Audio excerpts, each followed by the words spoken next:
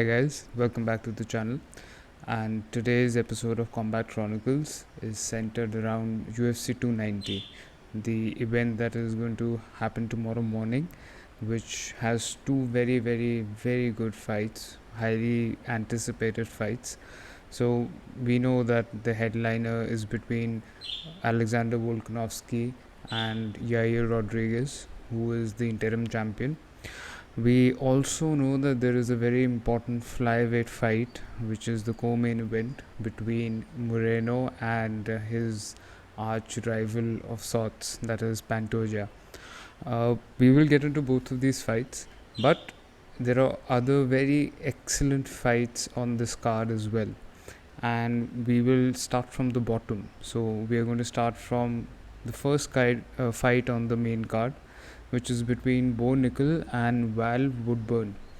Now, as MMA fans, I guess most of us are aware of Nickal. Van Woodburn, on the other hand, might not be a household name as yet. Regardless, this is quite an interesting fight that we are going to be watching to start off the main card. Now, we know that Nickal is a very good wrestler. He has been a national level wrestler in the American system, and even though he is a blue belt in Brazilian Jiu-Jitsu, he does have extensive grappling and wrestling credentials. So even though he is a capable striker, we know that he will want to take the fight to the ground, and he will want to use those attributes to win this fight. He is undefeated in 4 fights, as is Val Woodburn, who is undefeated in 7 fights. Now, Val Woodburn, though, is more of a fresh prospect when it comes to UFC fights, whereas Nickal has had a few UFC fights where he has made a huge impact. So there's going to be a difference of exposure and confidence between these two fighters. Nickal, as we know, is quite tall, lanky and athletic for this particular division. So he has a height advantage over Val Woodburn. He is 6'1", Woodburn is 5'6". There is a reach advantage as well, which is not as significant because Nickal has a 2-inch reach advantage. And then, yes, Nickal is a southpaw, whereas Val Woodburn is traditionally an orthodox stance fighter. So these are subtle differences that will change the direction of the trajectory of the fight as it goes along, because as a southpaw fighting an orthodox fighter, there are a lot of openings that orthodox fighters are not used to coming their way. So there are kicks that open to the body, which Nickal can employ while he's on the feet. There are a lot of attacks that come from the left hand, so basically the power hand of Nickal in southpaw, which might not be defended well enough by an orthodox fighter because they're not used to too many southpaws. So yeah, there will be openings from a stand-up perspective that Nickal can exploit, and then of course he can take the fight to the ground whenever he likes it. In a striking matchup though, like I said, Woodburn is a new prospect, so we don't have too much of his statistics, but we do know that Nickal hits out about 1.67 strikes per minute. He has a 57% accuracy, which owes a lot to the fact that he wrestles much more, and strikes are not necessarily meant to be as accurate in his system. And he has a 66% defense, which is quite good considering the fact that he does not engage in as many striking exchanges as one would if there were a purely striking fighter. He does have a very good defense. Then grappling wise, like I said, Nickal is head and shoulders above everybody else in his range as of now. So he has a 12.5 takedown average per minute, which is 15 minutes, which is excellent. So in 15 minutes he is going for takedowns left, right and center, and his takedown accuracy is 57%, which is quite good considering the fact that he grinds opponents on the cage and then takes them down.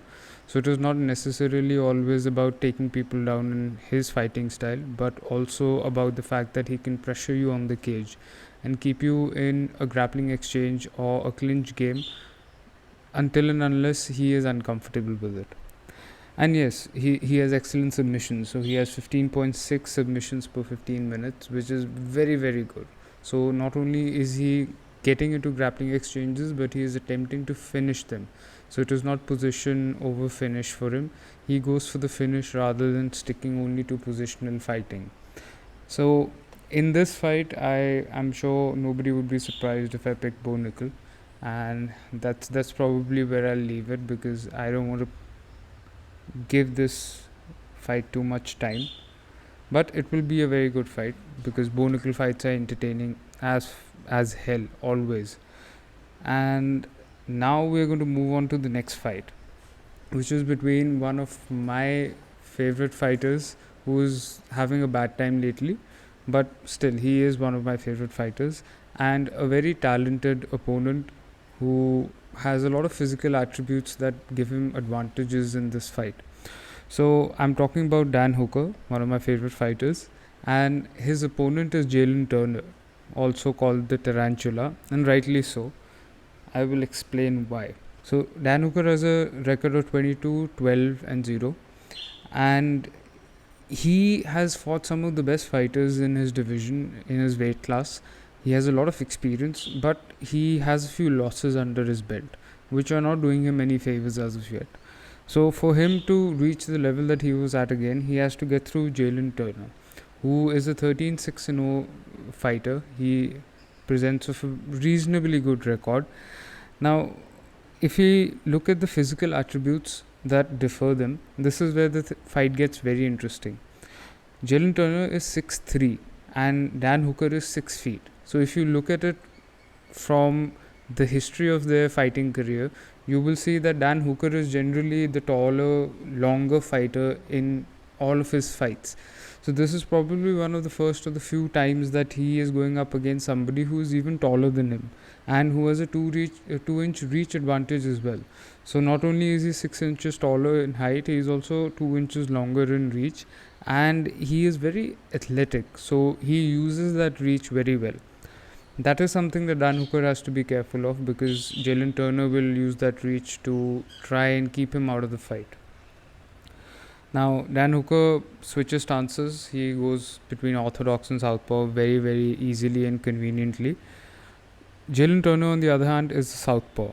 And then, again, according to Dan Hooker's stance, or depending on which stance he presents to Jalin Turner, there are certain opportunities that might open up in this fight for Jalin or for Dan Hooker. So it could go either way. If we look at the striking statistics, so Jalin Turner has a lot more output than Dan Hooker does. He has 5.63 strikes per minute, which is very, very good, not just because Dan Hooker is primarily a stand-up fighter, but also because this allows Jalin Turner to keep Dan Hooker's aggression at bay. If he's putting up enough strikes to keep Dan Hooker occupied, Hooker won't have enough time to hit Jalin back as much, which is something that would help him, because Dan Hooker is known to drag people into very aggressive, scary, violent fights where he gets into the pocket, he gets close to you, and then he starts putting damage on you, which goes completely against the fact that he is generally the taller, longer fighter, and he does not use distance as much. He likes to get close to people and bang it out. So Jalin will have to avoid that, and he will have to use his striking and his physical attributes to keep Dan Hooker at a distance per se. So he will not consistently manage to keep Dan Hooker far away, but there will be times when he will have to use these attributes to get himself out of trouble. Defense wise, they're not very different. Dan Hooker has a 51% defense, Jalin Turner has a 43% defense in striking. And yes, if you're putting up a lot of output against counter fighters, you're going to get hit. So that is something Jalin Turner has to be careful of, because Hooker is known to use his knees and his counters very, very well. So that is something that happens to a lot of the opponents he fights. They try and attack and walk onto one of Dan Hooker's strikes, which doubles the momentum. So he will want to avoid that.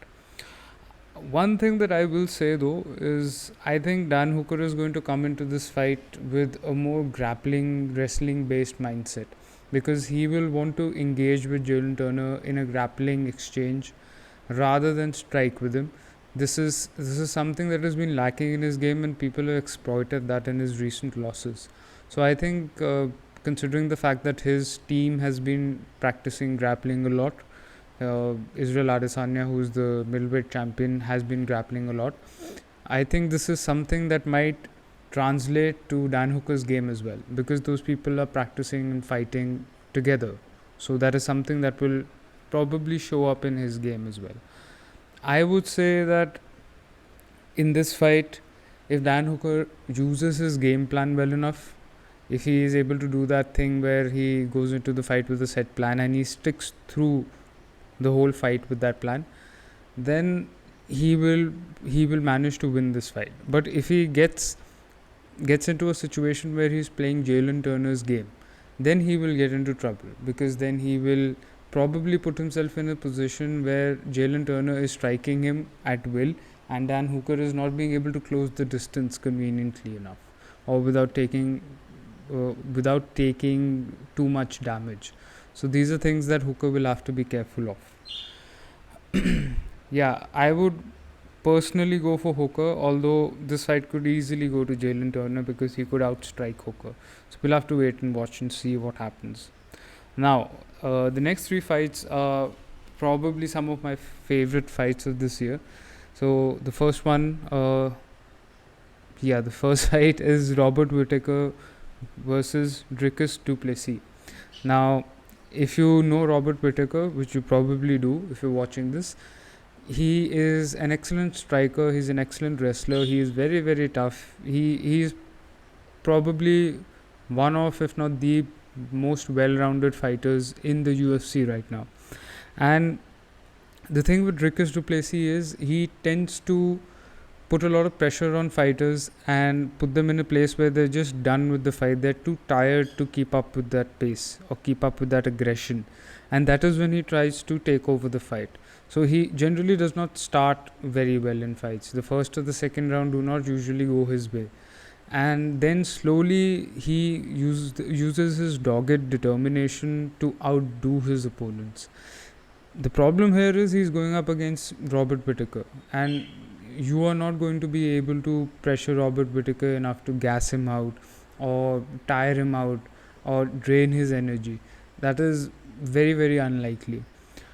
Considering the fact that Robert Whittaker definitely will have a speed advantage, he will have the cleaner striking, he will have the more accurate striking in this fight, he will be able to move a lot better than Dricus du Plessis. I genuinely feel like this is a fight that's come too soon for Dricus du Plessis. Now, he could prove me wrong and make me eat my words, yes, but I genuinely believe that he should have fought maybe one or two other fighters before he reached this level of fighting, where he has to go up against someone like Robert Whittaker. Now, we're not going to talk about their records because they're not very relevant to this fight. Let's just say Dricus du Plessis has less experience, and that would be quite clear. Average fight time wise, you see that Robert Whittaker has a 14.25 average fight time, which is, let's just round it off to about 3 rounds. Whereas Dricus du Plessis has a 9.33 average fight time. Now, this goes back to the point that I was making earlier, where Robert Whittaker is going to last a fight out. He's not going to fade out of a fight. He has been through wars with the likes of Yoel Romero and gone 5 rounds with him. He's fought the best of the best. He has a far better resume and a lot more experience. So for Dricus du Plessis to go up against someone who does not respond well to what his style dictates will be a difficult challenge. Dricus du Plessis is known for just taking a little bit of damage and managing the first few rounds just to get a knockout in the third round most probably, and end fights in that manner more often than not. So will he be able to do that to Robert Whittaker? I don't believe so. I don't believe that he will be able to outpace him and tire him out. I don't believe he will be able to knock him out because Whittaker has an excellent chin and he is defensively quite sound. So yeah, I think this is going to be a tough fight for Duplessis, and he'll have to outdo himself just to make a statement. Now, Duplessis switches stances quite often, and Whittaker is capable of switching stances as well, but generally he goes with an orthodox stance. Duplessis has a 76-inch reach though, so he has a 3-inch reach advantage over Whittaker. And height-wise, they're not very different. Whittaker is 6 feet, Duplessis is 6'1". So yeah, this is going to be more about their technique and their physical strength, their physicality in the fight. So those are the things that are going to make a difference. And by physicality, I don't mean the height, weight, or the muscle mass. By physicality, I mean who is able to apply their physicality on the other fighter and use it to wear on them throughout the fight. Now, strikes wise, Dricus Duplessis has a lot more striking output per minute, but we also, so this is something that I personally do not conform to, but a friend of mine he keeps reminding me that Dricus Duplessis also gasses out at one point towards the end of fights. So this might have something to do with that. Now, I cannot guarantee it, but I believe if he is putting out those many strikes per minute, then yes, if you're outdoing your capacity at one point, you will lose a lot of rhythm and momentum. On the other hand, Robert Whittaker has a very, very decent striking output, but it is a very considered striking output. If you look at the fact that he does not lose his rhythm and momentum at any point in a fight, you could hurt him and he will still come at you with the same pace. He will give you the same output. He will give you the same things to work with. So there is no downtime when you're fighting him. And I think that makes a difference. Now, a major thing that I think will make a difference in this fight is the fact that Robert Whittaker might want to get into a grappling exchange or a clinching exchange with Dricus Duplessis. Not for anything else, not to prove a point that he is a far better grappler or a wrestler than him, but just to accelerate that idea or that possibility of Dricus Duplessis tiring out. So to do that, he might want to put him in a position where Duplessis has to carry some of Whittaker's weight, and he has to work through a lot of constrictive pressure, and then he might bring it back into a striking exchange as and when it pleases him. So I think that will be something to look out for. My choice for this fight, well, considering the records, considering the people that Whittaker has beaten, considering his last fight against Vittori, who is an excellent fighter, I would go with Robert Whittaker. Yes, even though Duplessis has won against Brunson quite well, I don't think Brunson is the same level of competition. Even though he won against Till and Tavares and Giles and Perez, again, you can probably say that Till is a good fighter, but he is not as good as he used to be, and he's not as highly rated as he used to be. So I think the recipe is set for Whittaker to beat him. I think that is what the outcome seems to be. Now, that could turn on its head. Duplessis definitely has the ability to finish the fight in one strike and bring everything crashing on Robert Whittaker's head. But I will still go for Whittaker. Now, the co-main event is a very, very interesting one, and it is a fight that I've been waiting for a very long time. So, for those of you who do not follow the flyweight division, and I wouldn't understand why you would do that, but for those of you who do not follow the flyweight division, Brandon Moreno is now the champion of the flyweight division, and he took the belt away from Davidson Figueiredo after a series of 3 legendary fights. And through those 3 fights itself, not just from earlier on in his career, but even through those 3 fights, you've seen Brandon Moreno mature as a fighter and keep plunging deeper into that very unorthodox style of fighting where he is very awkward and difficult to read and understand in the way he moves, but he has excellent movement. He has a lot of dexterity, so in his kicks, his legs are very dexterous, so he can get his kicks up over a person's guard or a block by just looping them around. He comes up very, very quickly. Some of his kicks come straighter, so they might come from the inside instead of around. He's a very crafty fighter. He has excellent boxing as well, so it is not just about his kicks alone. And he has the typical Mexican style of fighting where he doesn't care if you hit him. As long as he can see and think, he's going to keep coming after you and keep the fight going, absorb all of the pressure that you put on him, and yet keep putting pressure on you as well. So yeah, Brandon Moreno is the champion, and he's going up against his arch rival Alexander Pantoja, who is also nicknamed the Cannibal, and quite aptly so, because if this was a Rocky movie, then Brandon Moreno would be Rocky and Pantoja would be the Russian dude, so Dolph Lundgren, Ivan Drago, because Pantoja is stronger. He is a very capable grappler, just like Brandon Moreno. He is a very, very good striker. He has a lot more power than Moreno, and yeah, he seems like that equalizer for Brandon Moreno, where every skill that Brandon Moreno has, Pantoja seemingly one ups it, according to his fights and the record that he presents. To top that off, Brandon Moreno has already lost to him twice. So once in a tough fight, which is pre-UFC, and then once in the UFC as well. He has lost both of those fights. Now the first one,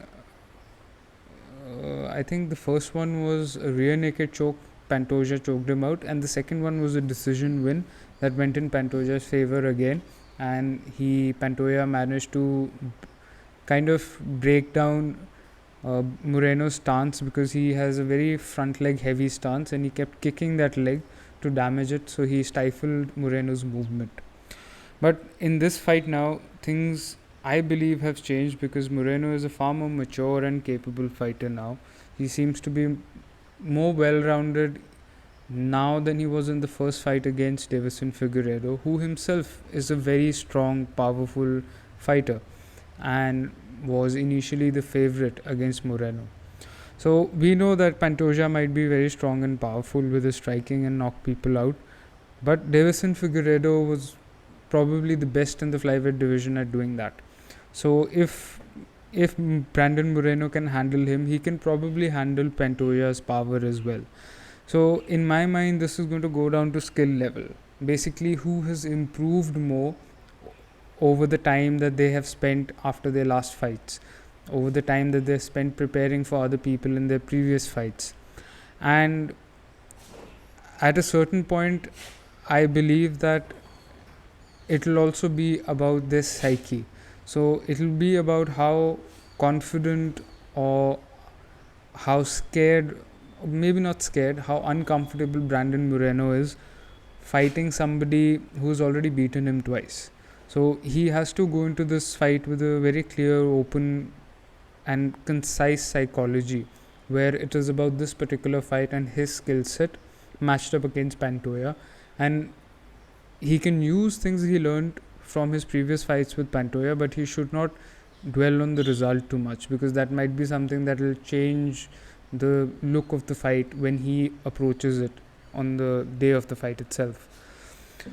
For me, their records are quite similar. Moreno has 21-6-2. Pantoja has 25-5-0. Average fight times are not very far apart, so they can both go through a fight. Although Alexander Pantoja has a lower average fight time, and he doesn't tend to want to take fights to the end. He wants to go for the finish more often than not. Moreno has a 2-inch height advantage. He's 5'7". Pantoja is 5'5". Now, he also has a 3-inch reach advantage, which might help him. So these are things that his height and reach advantage added with his movement and footwork might be able to make him elusive, and maybe too elusive for Pantoja to hit him with something significant. So that could be something that could change the look of this third fight compared to the first two. Now, both of them are orthodox fighters, although they are not incapable of it's not like they're incapable of switching stances. They can manage, but I don't think this is going to be one of those fights where they're fluidly switching stances constantly and trying to challenge each other from that angle or that perspective. Now, striking wise, Pantoja has a 4.25 strikes per minute average, and Moreno has a 3.55 strikes per minute average.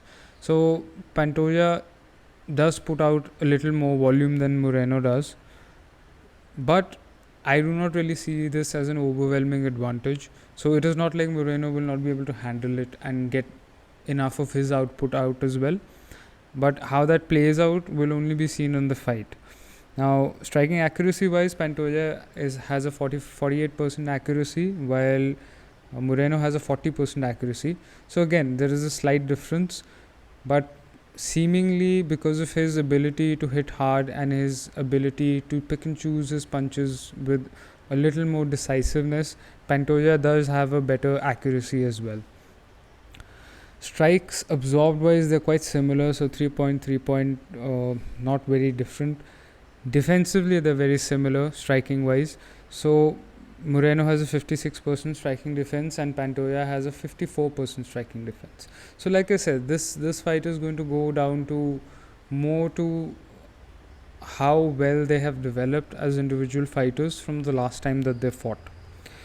I do not think this will be a wrestling heavy exchange unless Pantoja tries to clinch and take him down, take Brandon Moreno down. That is unlikely because Brandon Moreno has a very good jiu-jitsu game. So Pantoja might not want to do that with him, even though he is almost, if not equally proficient at that. I also think that they have a slight amount of animosity between them, so they might not want to go to the ground, they might just want to bang it out on their feet. But if it does go to the ground, this will be a very interesting grappling exchange because both of them are very technical grapplers and very gifted jiu-jitsu practitioners. So yeah, it will not be a boring grappling exchange. Now, like I said, the records are very interesting. Pantoja has one loss in his last 4 fights to Askarov, and that might be something that might help Brandon Moreno, but I don't think it will be too much of an advantage because Pantoja has plugged the gaps in his game in his last 3 fights which he's won. So he is not exactly coming to Moreno as the same fighter who lost to Askarov, because he is working on fixing those issues that he picked up on in that fight. Moreno, on the other hand, he had a draw with Figueiredo, so the belt didn't change hands in that fight. Then he fought Figueiredo for the second time and won that fight, became the champion. Then he fought Figueiredo for the third time, lost it, and Figueiredo became champion again. So I'm sorry, they have had 4 fights. And then he fought Kai Kara France, beat Kai Kara France, and that was a very, very, very good fight. I felt bad for Kai Kara France because he was just about there. He was right there at the cusp of title contention. And he fought very, very well against Moreno. But then he got kicked to the body and his body just shut down and he couldn't take the damage coming his way. So anyway, and so that win against Kai Kara France gave Moreno the opportunity to fight Figueiredo again, where he won the title once again and sealed that series, prompting Figueiredo to move to the next division. So considering all of these things, I would say a fan favorite choice for this fight would be Pantoja, because Pantoja could do the Alex Pereira thing to the thing that Alex did to Israel Adesanya by beating Moreno here and become that guy who constantly beats this particular champion. But I genuinely think Moreno's game is now so well rounded that he'll be able to manage Pantoja and win this fight by hook or by crook. So by submission or in a striking exchange.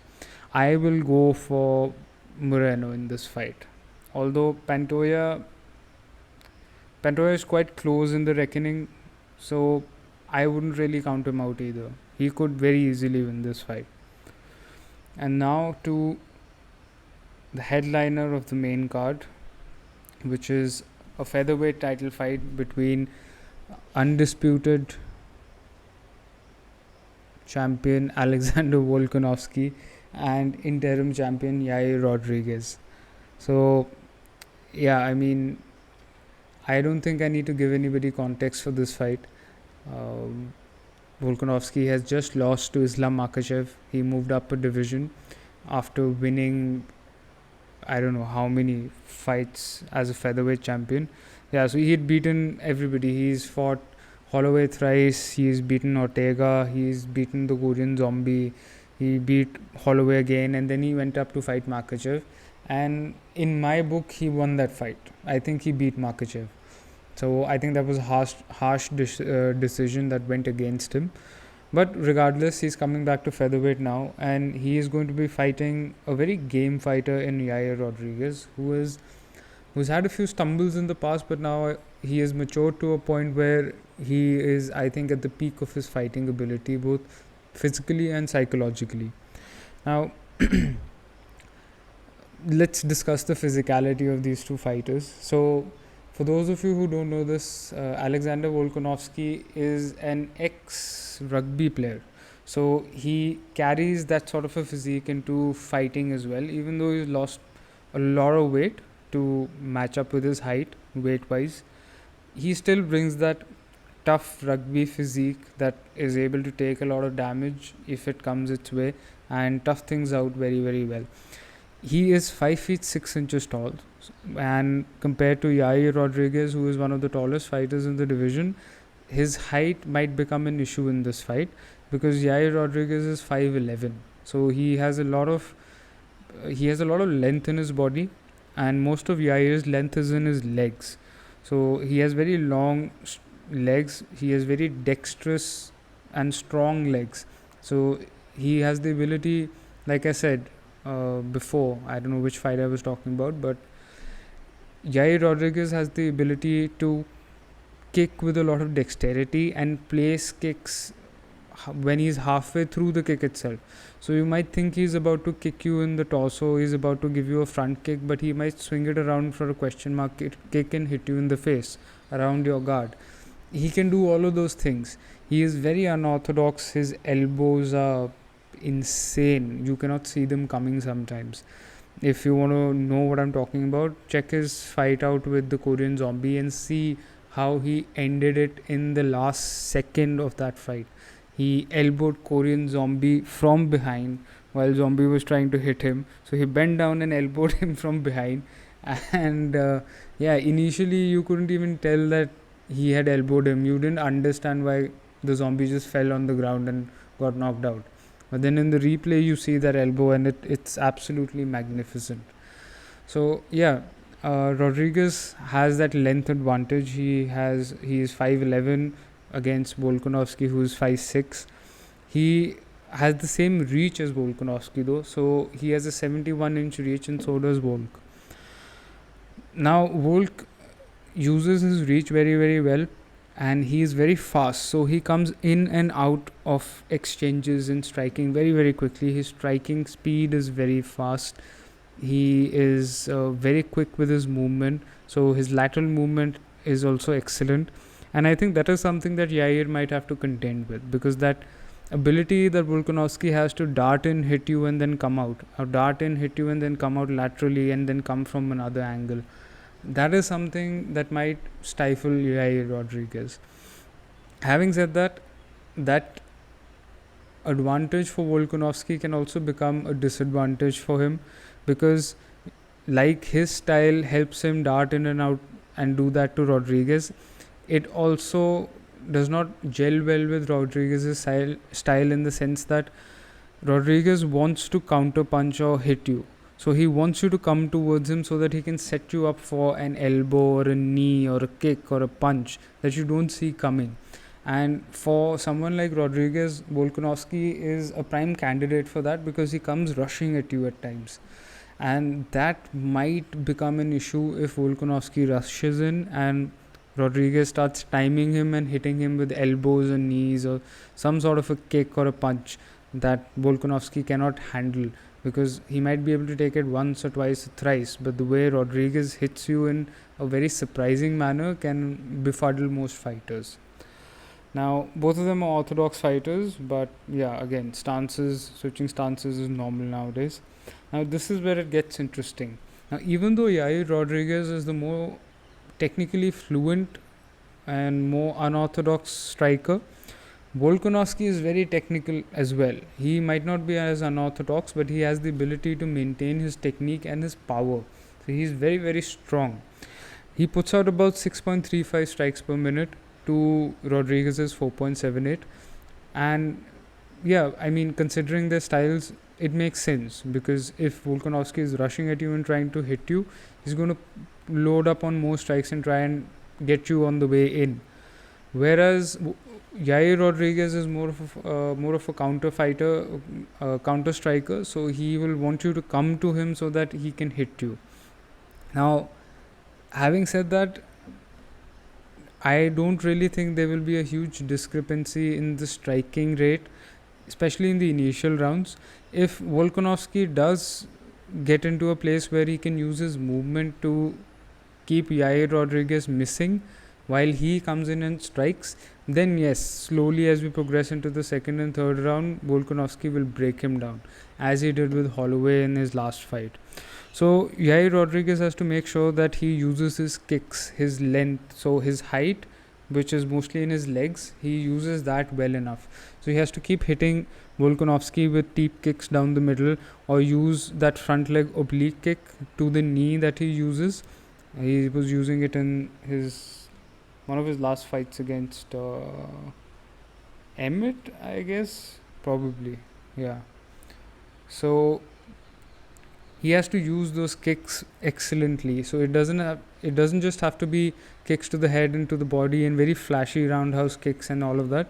He has to keep Volkanovski at a distance by putting deep kicks, leg kicks, and those oblique kicks to the knee, so that every time Volkanovski is trying to enter, he is disrupted in the beginning, or when he is halfway there, he is hit by an elbow or a strike that is very well set up.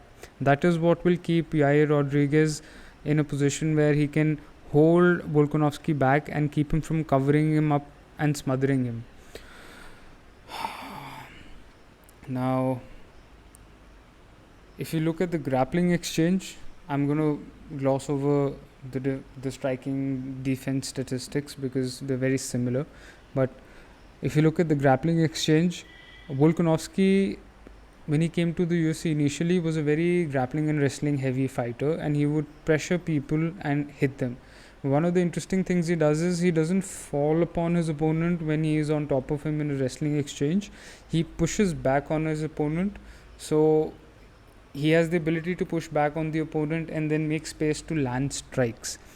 Now, with somebody like Yair Rodriguez, who is a very good jiu-jitsu practitioner, that might become a problem, not only because he can get caught in some kind of a position in, say, a head and arm choke, a head and arm triangle, or a basic triangle, or some sort of a position from that particular place, but also because Yair Rodriguez has the ability to strike with elbows from the bottom very, very well, and for that he needs his opponent to be at a distance. He uses his hips and legs to gain that distance from his opponent.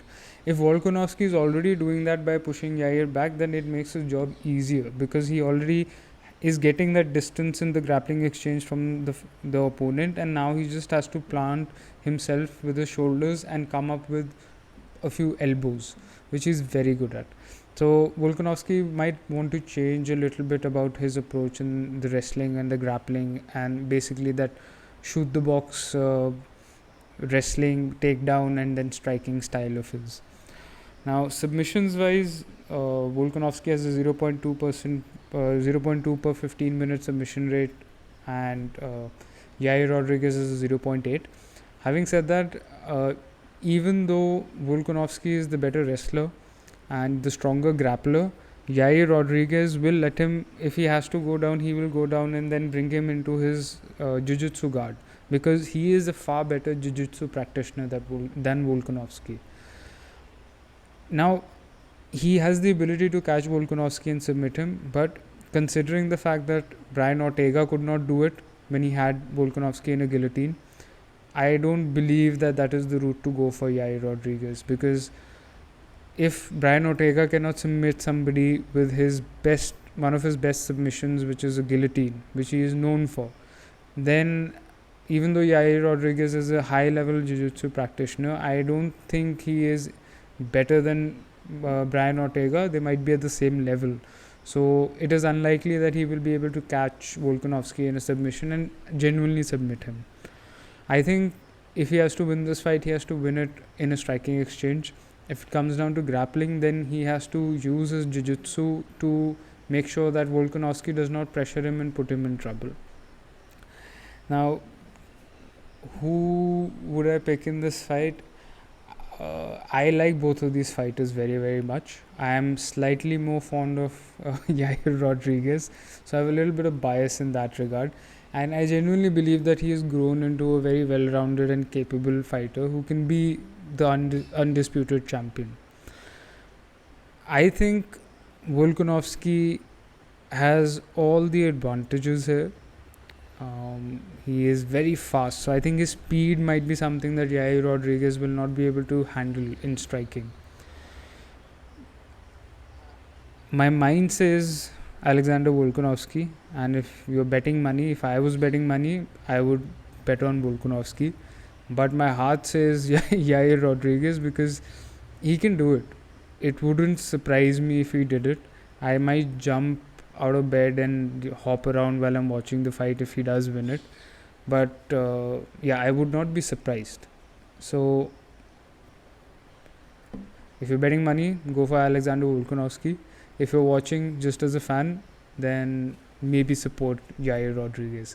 In any case, this is going to be one of the best cards of the year, and most of these fights are going to be excellent. Even the fights before the main card, so for example, the fight between Robbie Lawler and Nico Price is going to be a very, very good fight, because both of those fighters are game fighters. Both of those fighters want to come to the middle of the octagon and fight it out. They probably don't have a single defensive bone in their body.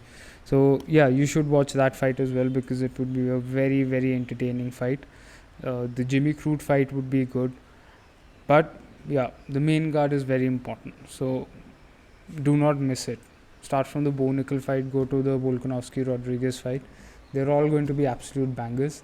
I hope you enjoy this card tomorrow morning, and I hope you enjoyed this video. I hope it helped you get a little bit of perspective on the fights. And like, share, subscribe, comment. Let me know what you think about these fighters, and let me know what you think once the fights are done. You can let me know what your perspective is, if you think I've missed something, or if there is something that you would like to add to what I've said. Please go down to the comment section and write about it, and I'll see you next time.